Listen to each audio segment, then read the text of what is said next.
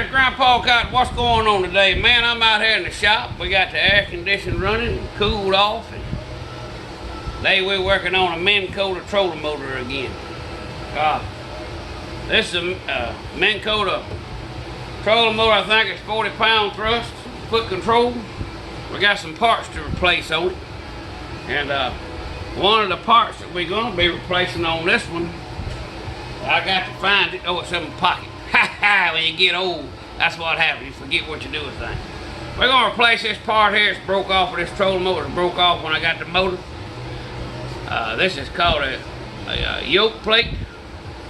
It basically is what the trolling motor clamps and locks into here, snaps into when it comes down. And that's called a yoke. And I'm going to show y'all real quick how to replace the yoke. I ordered a new one right here from, let's see what their names is. Online, fish307.com, fish307.com right there.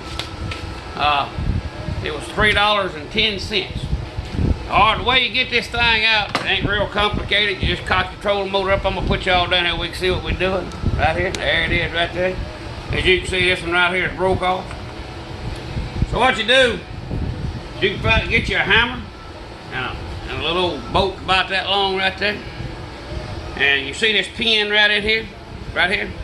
What you want to do is get your trolling motor up, kind of keep it a little loose. Get your pin started in there. Start pecking on it. Just keep pecking on it. See, it starts moving. You might have to tilt your trolling motor up just a little bit to get it where it's got to go there.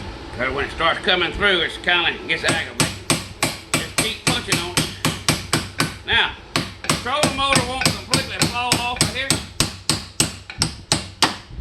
There it comes. You want to leave it in on this side a little bit. Just kind of wiggle it right here like this so you can get this bolt here back out. But look, you don't want to pull it all the way out. You want to leave it in there till this yoke comes loose. It's right here. It sits in a track in here. Turn it sideways and it'll come right out just like that right there, okay? Now when we go back in there with the new one, which this is a brand new one, you see where it's broke, what's going on with it. Most all these trolling motors have the same parts, the Minn Kotas, so a lot of the parts fit. So what we're going to do, we're going to put it back in the same way it come out like this. You take it and you turn it like this just a little bit. Push it back in here where it goes. Be sure it's in the track good. Say it's in the track, won't come up. You're going to take your pin here. Get your pin started. Lift your motor up a little bit. And as you go, you see your bolt start coming out. See that?